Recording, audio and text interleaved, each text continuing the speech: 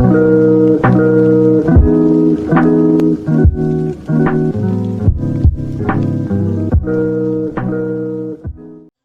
વિદ્યાર્થી મિત્રો, આજનો આગળનો આપણો ટોપિક છે 1.14 કે જે છે ગૌસનો નિયમ, ગૌસ અથવા તો ગાઉસનો નિયમ. પરીક્ષાની દ્રષ્ટિએ ઘણો બધો ઇમ્પોર્ટન્ટ ક્વેશ્ચન છે. ગાઉસના નિયમની આપણે સમજૂતી મેળવવાનો પ્રયત્ન કરીએ. સૂત્ર આપણે એક સાબિત કરવાનું છે અને એના પરથી એક આપણને નિયમ મળશે. ગાઉસનો જે નિયમ છે નોર્મલી વિદ્યુત ફ્લક્સ શોધવા માટેનો એક નિયમ છે. ગાઉસના નિયમના સૂત્રની તારવણી માટે આપણી પાસે માની લો કે એક આ ગોળો છે. ગોળાના જે ત્રિજ્યા છે, ગોળાની ત્રિજ્યા આપણે લઈશું સ્મોલ આર જેટલી, તથા ગોળાનું જે કેન્દ્ર છે, આ ગોળાના કેન્દ્ર ઉપર આપણે એક સૂક્ષ્મ વિદ્યુતભાર મૂકેલો છે સ્મોલ ક્યુ જેટલું. મારે આ સ્મોલ ક્યુ વિદ્યુતભારને કારણે સમગ્ર ગોળા સાથે કેટલું વિદ્યુત ફ્લક્સ સંકળાયેલું છે એ વિદ્યુત ફ્લક્સની મારે ગણતરી કરવી છે. વિદ્યુત ફ્લક્સ એટલે શું છે? ગઈકાલે જ આપણે જાણકારી મેળવી ગયા કે વિદ્યુત ફ્લક્સ એ માત્ર વિદ્યુત ક્ષેત્ર રેખાઓની સંખ્યા છે. ઓકે, તો સમગ્ર ગોળા સાથે સંકળાયેલું ફ્લક્સ શોધવા માટે આપણે આખા ગોળાને અસંખ્ય નાના નાના પૃષ્ઠખંડની અંદર વિભાજિત થયેલો કલ્પીશું. આવો જ એક સૂક્ષ્મ ખંડ હું અહીંયા ડ્રો કરું છું. માની લો કે આ આપણો એક સૂક્ષ્મ વિદ્યુતભાર ખંડ છે. ત્રિજ્યાની આર જેટલી છે. ગોળાની ત્રિજ્યા આપણે લીધેલી છે સ્મોલ આર જેટલી. અહીંયા જે પૃષ્ઠ છે, આ પૃષ્ઠનું ક્ષેત્રફળ કઈ તરફ હશે? આપણે ગઈકાલે જોયું હતું કે કોઈ પણ પૃષ્ઠ હોય તો એનું ક્ષેત્રફળ પૃષ્ઠને લંબરૂપે બહારની તરફ આપણને મળવાનું છે. તો આ એનું ક્ષેત્રફળ સદિશ થયો છે ડેલ્ટા એસ. આ ઉપરાંત બિંદુવત વિદ્યુતભાર છે, તો બિંદુવત વિદ્યુતભારને કારણે ઉત્પન્ન થતી જે વિદ્યુત ક્ષેત્ર રેખા છે અથવા તો વિદ્યુત ક્ષેત્ર, ધન વિદ્યુતભાર છે એટલે બહારની તરફ મળશે. તો વિદ્યુત ક્ષેત્ર રેખાની દિશા પણ આ જ તરફ તમને મળવાની છે. એટલે આ વિદ્યુત ક્ષેત્ર E અને ક્ષેત્રફળ સદિશ ડેલ્ટા એસ બંને ત્રિજ્યાની દિશામાં એટલે કે ત્રિજ્યાવર્તી દિશામાં આપણને પ્રાપ્ત થયેલું છે. તો આપણે આ જે ડેલ્ટા એસ જેટલો ક્ષેત્રફળ ધરાવતો સૂક્ષ્મ પૃષ્ઠખંડ છે એની સાથે સંકળાયેલું સૂક્ષ્મ વિદ્યુત ફ્લક્સની આપણે ગણતરી કરીએ. સ્મોલ ક્યુ વિદ્યુતભારને કારણે ડેલ્ટા એસ જેટલા ક્ષેત્રફળ સાથે સંકળાયેલું ફ્લક્સ. ચલો ફ્લક્સ આપણે શોધવું છે તો ફ્લક્સનું આપણે ગઈકાલે જ એક સૂત્ર મેળવેલું છે. અહીંયા સૂક્ષ્મ ફ્લક્સ છે એટલે એને ડેલ્ટા વડે દર્શાવું છું. Delta phi that is equals to, ગઈકાલે જ આપણે સૂત્ર મેળવ્યું હતું E ઇન્ટુ A. એની જગ્યાએ ક્ષેત્રફળ અહીં આપણે ડેલ્ટા એસ લીધું છે એટલે ડેલ્ટા એસ, બંને વચ્ચે ડોટ ગુણાકાર. ચલો, E એટલે શું છે? વિદ્યુત ક્ષેત્ર. બિંદુવત વિદ્યુતભાર Q છે એને કારણે ઉદ્ભવતું વિદ્યુત ક્ષેત્રનું સૂત્ર શું છે? K અથવા તો 1/4πε0 Q upon r સ્ક્વેર અને એની દિશાનો એકમ સદિશ એટલે r કેપ ઇન્ટુ ક્ષેત્રફળ જે છે, કેટલું છે ક્ષેત્રફળ? Delta S. ક્લિયર? અહીંયા બંને એક જ દિશામાં છે એટલે થીટા 0 થશે અને કોસ 0 ની કિંમત 1 થશે એટલે ડોટ ગુણાકારની જગ્યાએ ડાયરેક્ટ આપણે બંનેનો સાદો ગુણાકાર પણ કરી શકીએ છીએ. તો ડેલ્ટા ફાઈ ની તમને વેલ્યુ મળી 1/4πε0 r square Q into delta S into R cap. R cap એટલે શું છે? ત્રિજ્યાની દિશાનો એકમ સદિશ છે. આ તમને આટલા સૂક્ષ્મ ભાગ સાથે સંકળાયેલું વિદ્યુત ફ્લક્સ તમને મળેલું છે. આપણે તો સમગ્ર પૃષ્ઠ સાથે સંકળાયેલું ફ્લક્સ શોધવું છે એટલે શું કરીશું? આવા દરેકે દરેક સૂક્ષ્મ જે ખંડ છે એની સાથે સંકળાયેલું કુલ ફ્લક્સ શોધીશું અને પછી બધાનો શું કરી દઈશું? સરવાળો. એ સરવાળો કરવા માટે કુલ ફ્લક્સ શોધવા આવા દરેક સૂક્ષ્મ ફ્લક્સનો સરવાળો લેતા કુલ જે આપણને ફ્લક્સ મળશે એ કંઈક આ પ્રમાણે મળશે. કુલ flux phi that is equals to, આ બધાનો આપણે સરવાળો કરવાનો છે એટલે કે સિગ્મા સમગ્ર પૃષ્ઠ ઉપર નીચે હું લખું છું પૃષ્ઠ ડેલ્ટા ફાઈ. એટલે કે સિગ્મા પૃષ્ઠ ડેલ્ટા ફાઈની જગ્યાએ આપણે લખી શકીએ છીએ 1/4πε0 r square into Q into delta S R કે. આની અંદર આપણે લિમિટ લઈશું કે limit delta S tends to 0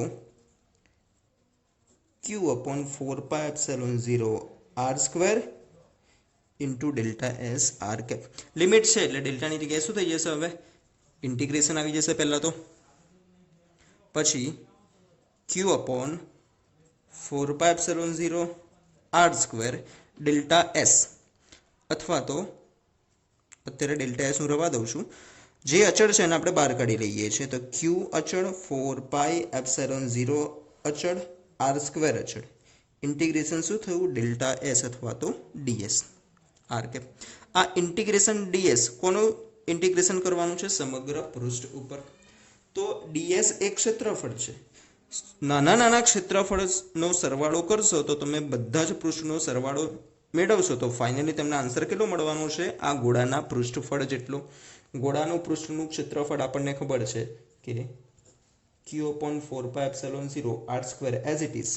but આ જે સંકલન છે સમગ્ર પૃષ્ઠનું સંકલન, એના માટે આપણે ગોળાના ક્ષેત્રફળની કિંમત મૂકીશું. ગોળાનું ક્ષેત્રફળનું સૂત્ર શું છે? 4πr² into R cap. જે બી કેન્સલ થાય છે આપણે કરી દઈએ. 4π કેન્સલ, r² કેન્સલ. તો 5 = શું મળ્યું છે તમને? q/ε0 into R cap. Clear? R cap આપણે ના દર્શાવીએ તો પણ ચાલશે. હવે માત્ર 5 થશે q/ε0. તો આ તમને વિદ્યુત ફ્લક્સનું મૂલ્ય મળવાનું છે. સૂત્ર જે બનાવ્યું છે, સૂત્ર પરથી આપણે એક નિયમ તારવીશું. ક્યુ એટલે શું છે? આ સમગ્ર બંધ પૃષ્ઠ હતું, બંધ પૃષ્ઠ દ્વારા ઘેરાયેલો વિદ્યુતભાર. ε0 એટલે શું છે? શૂન્યાવકાશની પરમિટિવિટી. તો આપણને કોઈ પણ બંધ પૃષ્ઠ સાથે સંકળાયેલું વિદ્યુત ફ્લક્સ એ તે પૃષ્ઠ વડે ઘેરાયેલા વિદ્યુતભારના તે પૃષ્ઠ વડે ઘેરાયેલો વિદ્યુતભાર અને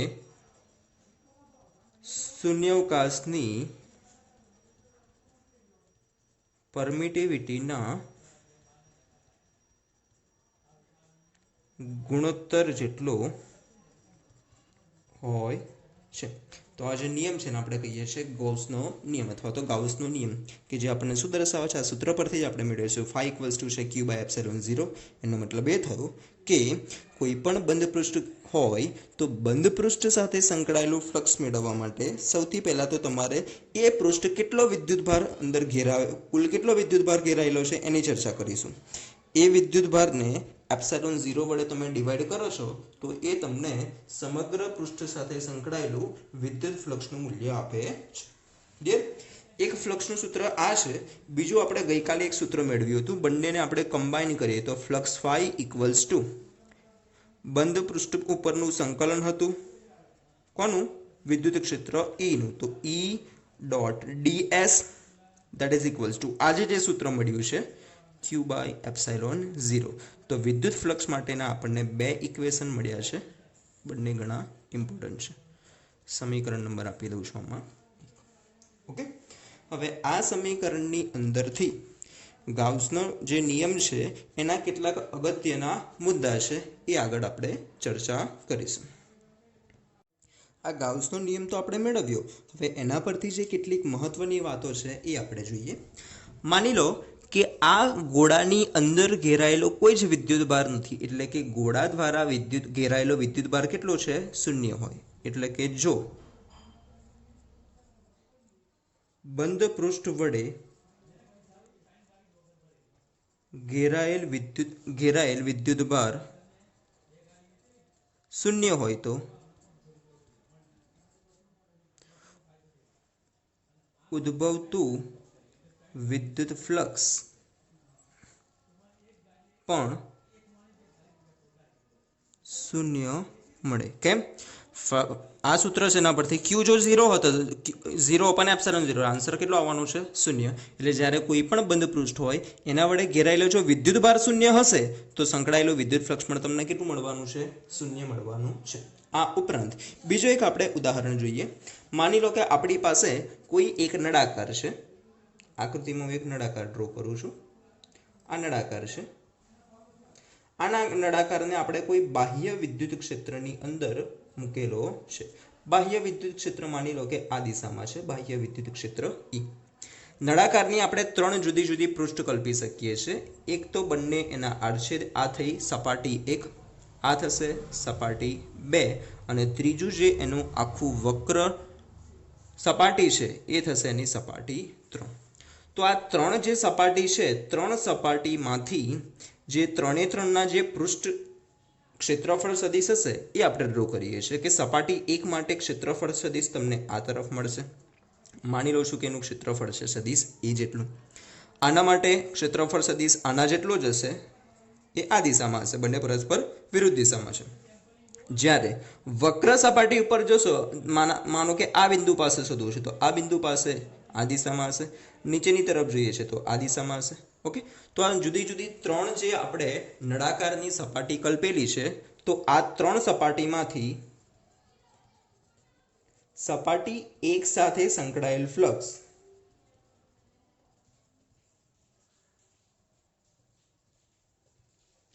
એ થશે ફ્લક્સનું સૂત્ર છે E * A પરથી એટલે E * A બટ બંનેની દિશા ઓપોઝિટ છે એટલે આગળ આપણે લખવું પડશે નેગેટિવ આવી જ રીતે જે બીજી સપાટી છે સપાટી 2 સાથે સંકળાયેલ ફ્લક્સ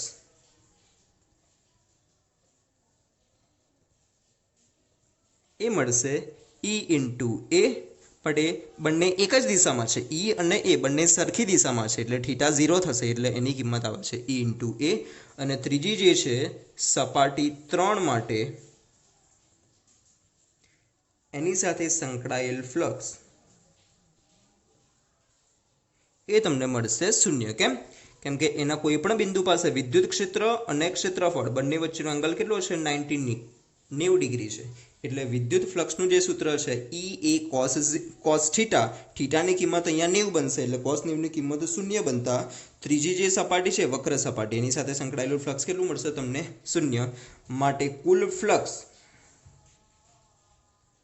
ફ્લક્સની ગણતરી કરવા છે 3 3 નો સરવાળો કરી દો -EA + EA + 0 એટલે +EA - EA ટોટલ ફ્લક્સ કેટલું થયું 0 કેમ 0 મળ્યું અથવા તો ફ્લક્સ 0 મળ્યું છે એના પરથી આપણે શું તારવી શકીએ છીએ કે આ નળાકાર દ્વારા ઘેરાયેલો વિદ્યુતભાર પણ કેટલો હશે 0 હશે તો ફ્લક્સ 0 મળ્યું છે એના પરથી આપણે એક તારવણી કરી શકીએ કે એ બંધ પૃષ્ઠ દ્વારા ઘેરાયેલો વિદ્યુતભાર પણ કેટલો હોવાનો છે 0 હોવાનો છે તો આમ વિદ્યુત ફ્લક્સની માહિતી પરથી આપણે પૃષ્ઠ વડે ઘેરાયેલો વિદ્યુતભારની ગણતરી પણ કરી શકીએ છીએ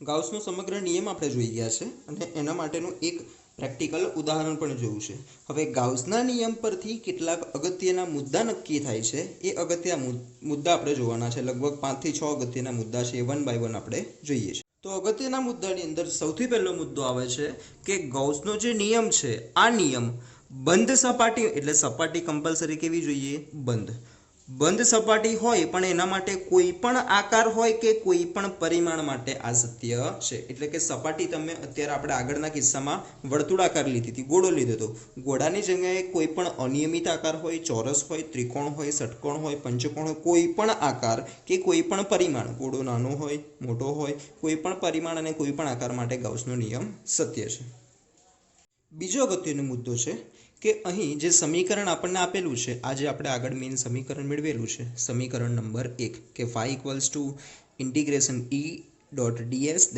= q/ε0 એમાં જે જમણી તરફનો જે q છે વિદ્યુતભાર q આ વિદ્યુતભારમાં કોનો સમાવેશ કરવાનો એના વિશે ડિટેલ આપેલી છે કે માત્ર એ જ વિદ્યુતભારોનો સમાવેશ કરવો કે જે સપાટીની કઈ તરફ હોય અંદરના વિસ્તારમાં આવેલા હોય સપાટી બહારના વિદ્યુતભારોનો અહીંયા સમાવેશ થતો નથી તો અહીંયા એક એક્ઝામ્પલ મેં તમને દર્શાવેલું છે કે એક સપાટી છે સપાટીની આસપાસ અને અંદર જુદા જુદા 5 વિદ્યુતભાર છે એમાં Q1 Q2 અને Q3 ક્યાં છે સપાટીની અંદર છે Q4 અને Q4 ક્યાં છે?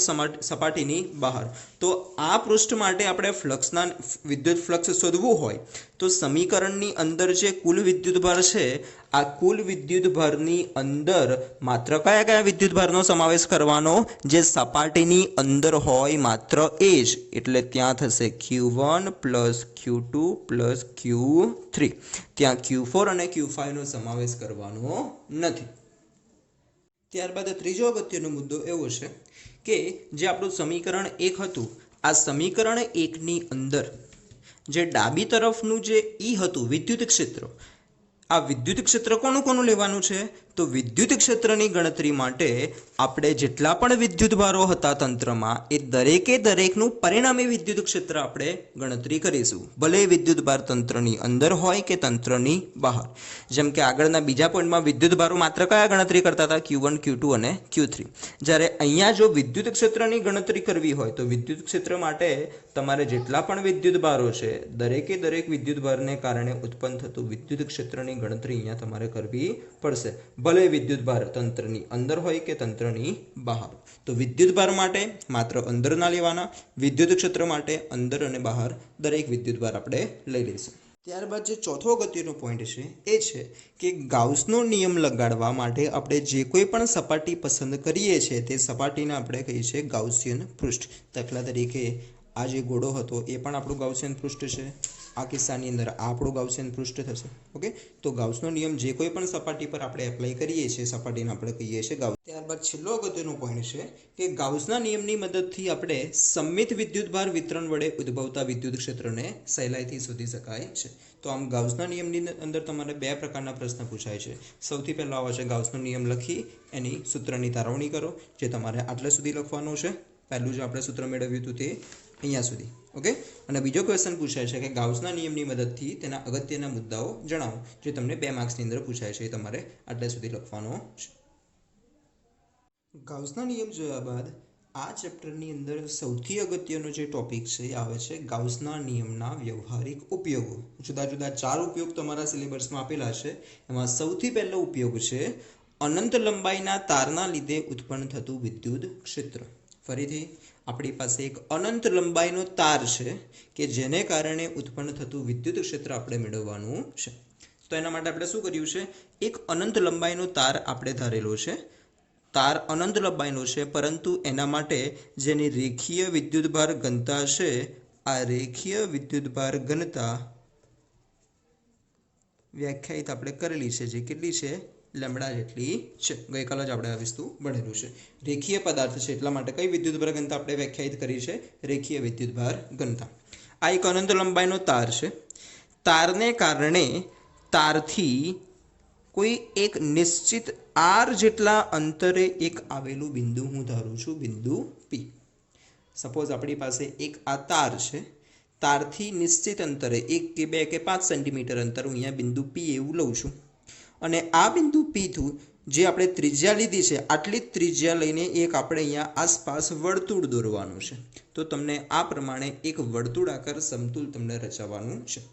આ સમતલ ઉપરના જેટલા પણ બિંદુઓ હશે, આ બિંદુ P છે, આવું જ બિંદુ P1 છે, P2 છે, અહીંયા ઘણા બધા બિંદુ તમે લઈ શકો છો. આ બિંદુ P' છે, સપોઝ આ બિંદુ P છે, P'. તો આ દરેક બિંદુઓનું તારથી અંતર કેટલું છે? લગભગ એક સરખું અંતર છે. કેટલું અંતર છે? r જેટલું છે. એટલે આવા દરેક બિંદુ પાસે ઉત્પન્ન થતું વિદ્યુત ક્ષેત્રનું મૂલ્ય પણ કેવું હશે? એક સરખું હોવાનું છે. અત્યારે આપણે આકૃતિમાં દર્શાવ્યા પ્રમાણે બે બિંદુઓ P1 અને P2 ને કારણે બિંદુ P પાસે ઉદ્ભવતા વિદ્યુત ક્ષેત્રનો વિચાર કરવાનો છે. તાર ઉપર આપણે વિદ્યુતભાર કેવો લીધો છે? ધન વિદ્યુતભારિત તાર લીધેલો છે.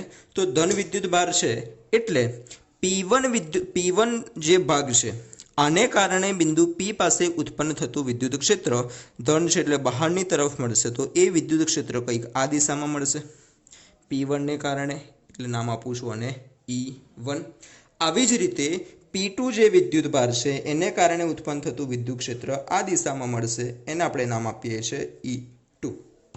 તો આકૃતિમાં E1 અને E2 ની દિશા દર્શાવેલી છે. આના આપણે બે ઘટકો શોધીએ. સપોઝ E1 છે એના 2 ઘટકો શોધીશ તો એક ઘટક અહીંયા તમને મળશે, બીજો એક ઘટક આ દિશામાં મળવાનો છે. એ જ રીતે E2 ના પણ બે ઘટક મળશે, એક આ તરફ અને બીજો આ જ દિશામાં. એમાં જુઓ તો આ જે આપણું સમતલ છે, સમતલને લંબ રૂપે આવેલા જે બે ઘટકો છે, આ બંને ઘટકો મૂલ્ય બંનેનું સરખું છે પરંતુ દિશા કેવી છે? પરસ્પર વિરુદ્ધ. એટલે આ બંને ઘટકોની અસર શું થઈ જશે? કેન્સલ થઈ જશે. માત્ર વિદ્યુત ક્ષેત્રના કયા ઘટક બાકી રહેશે? જે આપણા સમતલને સમાંતર છે, આવા સમતલને સમાંતર ઘટકો એકલા જ બાકી રહેવાના છે. ઓકે, એટલે જ્યારે પણ અનંત લંબાઈના તારને કારણે ઉત્પન્ન થતા વિદ્યુત ક્ષેત્રની ગણતરી કરીએ છીએ તો માત્ર આપણે કેવા ઘટકો લઈશું? જે આપણું તારને લંબરૂપે આવેલું જે સમતલ છે, એ સમતલને સમાંતર રીતે આવેલા જ વિદ્યુત ક્ષેત્રના ઘટકો આપણે લઈશું. ડિટેલમાં સમજવા માટે આપણે બીજી એક આકૃતિ ધ્યાનમાં લઈશું. તો આ જે બીજી આકૃતિ છે આપણે સમજવાનો પ્રયત્ન કરીએ.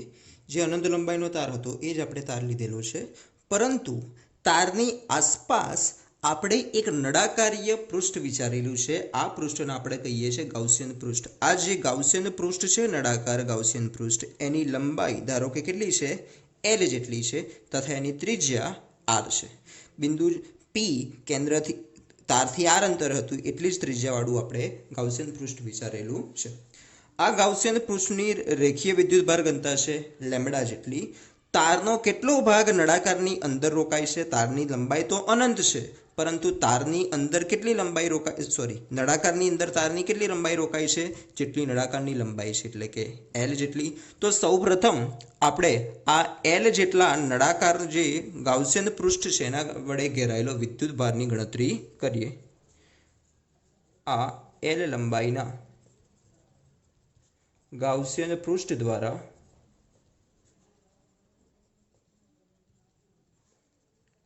ઘેરાયેલ વિદ્યુતભાર,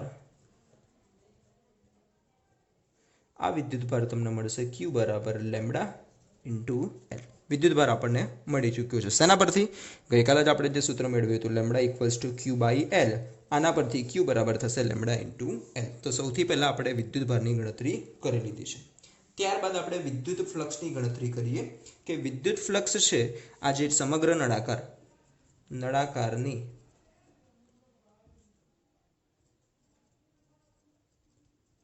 સાથે સંકળાયેલું વિદ્યુત ફ્લક્સ. વિદ્યુત ફ્લક્સ આપણે શોધવું છે તો વિદ્યુત ફ્લક્સનું સૂત્ર શું છે?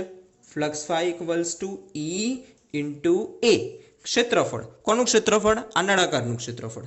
નળાકારનું ક્ષેત્રફળ તમને અહીંયાથી કેટલું મળવાનું છે? નળાકારનું ક્ષેત્રફળનું સૂત્ર આપણી પાસે ઓલરેડી છે 2πr ઇન્ટુ એની લેન્થ છે L જેટલી, એટલે લેન્થ એનું ક્ષેત્રફળ થયું 2πr ઇન્ટુ L. આ તમને મળ્યું છે વિદ્યુત ફ્લક્સ. ફ્લક્સના બે સૂત્રો આપણે જાણીએ છીએ. એક હતું E ઇન્ટુ A વાળું અને બીજું હતું આપણે જે ગાઉસનો નિયમ સૂત્ર યુઝ કર્યું હતું એ ગાઉસના નિયમ પરથી. તો ગાઉસના નિયમનો અહીંયા ઉપયોગ કરીએ છીએ. ગાઉસના નિયમ પરથી નિયમ શું છે? ફ્લક્સના બે સૂત્રો. એક છે ઇન્ટિગ્રેશન E ડોટ ds, બીજું છે sigma Q by epsilon sigma Q, એટલે કે ઘેરાયેલો કુલ વિદ્યુતભાર. ચલો, એક ફ્લક્સ આપણે મેળવેલું છે આ જે ડાબી તરફનું છે E into ds that is equals to મળ્યું છે E into 2πrl that is equals to sigma q. ક્યુની કિંમત કેટલી મળી છે તમને? Lambda into L divide by epsilon 0. જે બે કેન્સલ થાય છે કેન્સલ કરી દો, બંને તરફથી L કેન્સલ. શોધવાનું શું છે આપણે? વિદ્યુત ક્ષેત્ર. તો E સૂત્રનો કરતા બનાવો, 2πr જશે છેદમાં, તો lambda divide by 2πr into 1/ε0, અથવા તો તમે લખી શકો છો lambda divide by 2πε0 into 1/r. સદિશ સ્વરૂપે દર્શાવવું હોય તો એની દિશાનો એકમ સદિશ લઈ લેવાનો r કેપ. તો આમ આ સૂત્રની મદદથી તમે અનંત લંબાઈના વિદ્યુતભારિત તારને કારણે ઉત્પન્ન થતું વિદ્યુત ક્ષેત્ર મેળવી શકો છો. સૂત્ર પરથી એક વસ્તુ ક્લિયર છે કે વિદ્યુત ક્ષેત્ર E એ અંતરના વ્યસ્ત પ્રમાણમાં ઘટે છે. જેટલું અંતર વધારે હશે તારથી એટલું જ વિદ્યુત ક્ષેત્ર નબળું તમને મળવાનું છે. તો આ થયું અનંત લંબાઈના તારને કારણે ઉત્પન્ન થતું વિદ્યુત ક્ષેત્ર. એની દિશા કઈ તરફ હશે? જે અહીંયા વિદ્યુત ક્ષેત્ર E ની દિશા દર્શાવેલી છે આ તરફ તમને વિદ્યુત ક્ષેત્રની દિશા મળવાની છે.